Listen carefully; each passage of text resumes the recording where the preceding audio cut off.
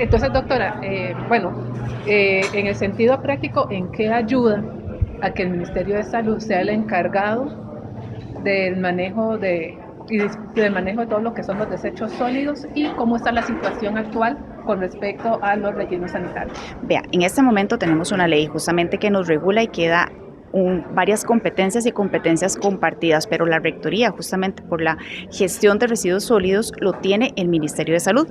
Pero hay una gestión local importantísima que como competencia la tienen las municipalidades o los gobiernos locales.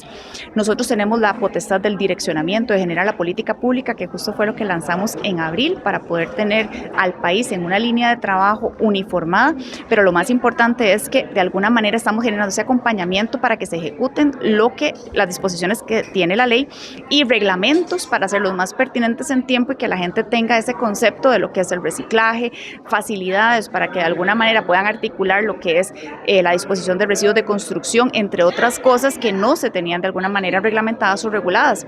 Y los gobiernos locales tienen la competencia, la obligación de no solamente recolectar la basura en tiempo y forma, sino tener toda la articulación o un espacio para poder generar esta disposición a nivel del territorio de ellos y generar todo, digamos, lo necesario para poder tener centros de acopio y que la población sepa reciclar. De ahí que nosotros lo apoyamos con la línea macro, pero a nivel micro, a nivel de puerta a puerta, el gobierno local tiene esa competencia. ¿Cuál ha sido el problema? O sea, cuando yo llegué hay 8, parques ambientales o rellenos sanitarios, como lo conocen las personas, funcionando, pero dentro de ese mapeo ya hay una vida útil de uno que ya se había acabado, lo cerramos, nos metieron una medida cautelar, pero digamos que ahora vamos a anunciar que sigue y continúa el cierre. ¿Eso qué fue lo que hizo? Que se redistribuyera el contenido de la deposición de esos residuos de los cantones que ahí depositaban a el Guaso o a otros que quedan más lejos. Entonces, le voy a poner un ejemplo. Turrialba pasó de invertir 400,000 colones a 5 millones por el traslado de residuos sólidos. Ve el impacto que tiene en la comunidad de esto. Y así los demás cantones. Ahora viene la Uruca y nosotros hemos sido transparentes presentándoles la vida útil que tienen todos estos rellenos. La Uruca tiene una vida útil de 7 meses, que con el coprocesamiento, que es una forma adicional que tiene el relleno para poder de alguna manera sacar un poco más de valorización de lo que la gente bota en una bolsa completa, ha aumentado un poquitillo más. Pero son 7 meses los que tiene la Uruca y tiene más de 20 cantones que depositan ahí sus residuos. ¿Qué va a pasar con esto? ¿Y en dónde están las otras soluciones? Yo fui clara en el lanzamiento de la política y he sido clara en todos los paneles que me han preguntado de cómo está la situación país y de que esto se nos avecina una crisis en donde no solamente los gobiernos locales tienen una deficiencia presupuestaria para poder trasladar esos residuos, sino que no podemos andar trasladando residuos 200 kilómetros. Las comunidades de Punta Arenas sabían que trasladan algunos hasta Miramar, a Montes de Oro, 200 kilómetros los residuos sólidos. ¿Y qué va a pasar cuando se cierre la Uruca? Todo va a ir al Guaso. El Guaso tiene la capacidad para poder recibir todo. ¿Cuánto se va a cortar la vida útil del Guaso? O sea, hay muchas aristas en esto que siento que no hay un sentido de urgencia en los gobiernos locales ante esta solución. Presentamos un proyecto de ley justamente para poder disponer y regionalizar de alguna manera la disposición de residuos y tenemos una mesa técnica abierta permanente para generar acompañamiento para que cualquier propuesta de tecnología en cuanto al manejo de residuos sólidos, venga, sentémonos, llamamos a los expertos y vemos si es viable, pero nosotros no podemos contratar, no podemos hacer que los gobiernos locales contraten a alguien o obligarlos a decir, haga esto. No, ellos se tienen que poner de acuerdo, porque así por competencia lo tiene la ley. Entonces, ayúdenme, tengan ese sentido de urgencia, valoren toda la información que hemos de alguna manera ingresado y hemos tenido acercamientos no solamente con una gran municipalidad como la Municipalidad de San José, que es la principal afectada con este próximo cierre, sino también con la Comisión de Ambiente para que esta temática pueda de alguna manera calar y ya sea los gobiernos locales se pongan de acuerdo o aprueben nuestro proyecto de ley. Y ese proyecto de ley también que busca que pasarle al Ministerio de Ambiente lo que es la Rectoría es conveniente.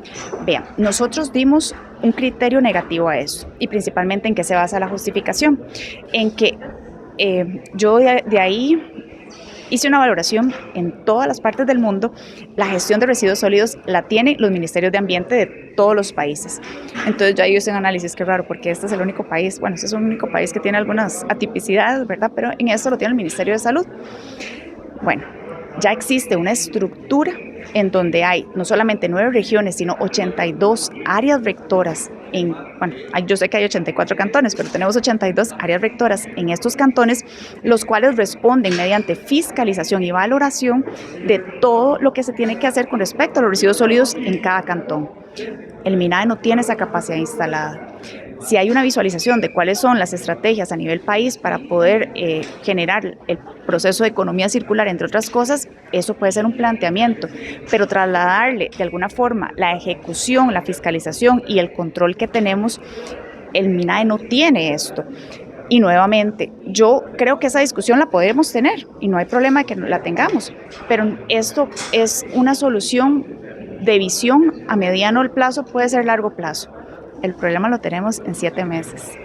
Yo lo que quiero es decirles, en este momento se nos está quemando la casa y yo no puedo ir a ver si el jardín está bien o no. Yo necesito ir a apagar el incendio de la casa porque me va a quedar sin casa. Y el problema de salud pública que se genere en enfermedades y plagas va a afectar a todo el país, no solamente a X o Y comunidad. De ahí que, nuevamente, es un llamado a que prioricemos. Ese proyecto, de alguna manera, podemos sentarnos y conversar, pero no es lo que en este momento nos va a dar la solución a esta bomba de tiempo. Doña Mari, sobre ese proyecto de ley que mencionaba usted, ¿cómo está el ambiente a nivel de la comisión? ¿Qué se ha dictaminado? ¿Qué se conoce y desde la Asamblea Legislativa? Todavía no se ha dictaminado, ya está en la Comisión de Ambiente, pero está justamente en los análisis, si hay algunos criterios negativos, pero nuevamente está apenas empezando esto. Lo que tengo que hacer es irles a explicar, porque el proyecto de ley se basa principalmente en cederle la certificación de uso de suelo para generar parques ambientales al Ministerio de Salud. ¿Y por qué? Porque hay algunos proyectos que de alguna forma ya pueden ser viables, pero que la municipalidad o el Consejo Municipal, en concordancia con la alcaldía, ¿verdad?, han dicho, aquí, en este cantón, no se hace ningún parque ambiental.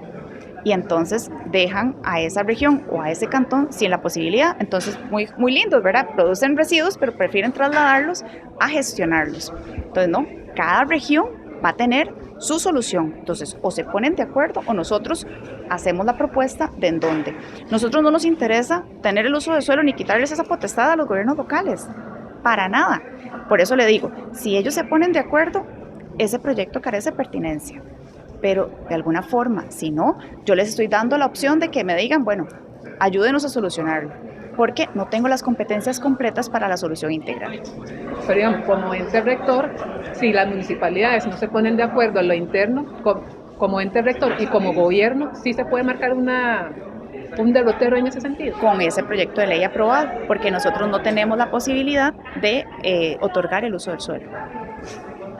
¿Podrían declarar algún proyecto de emergencia nacional en ese sentido? Es que acuérdese que hay competencias, podemos declarar la emergencia y todo lo que usted quiera, pero acuérdese que las declaratorias de emergencia tienen un fin. Las declaratorias de emergencia son, primero, para poder tener recursos, para poder gestionar la emergencia que sea, y 2, para cortar procesos administrativos.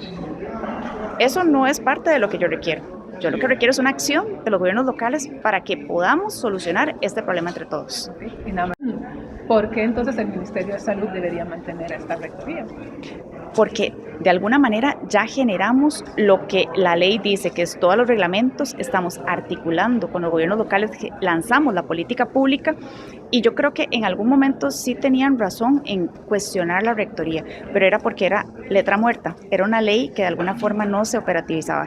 Ya ahora se está operativizando, tienen que darnos chance para ver si funciona, pero sí hay un problema con respecto a las competencias y de alguna forma generar este cambio cuando recién estamos tratando de andar en el camino, no sé si estamos en el momento más conveniente para hacerlo.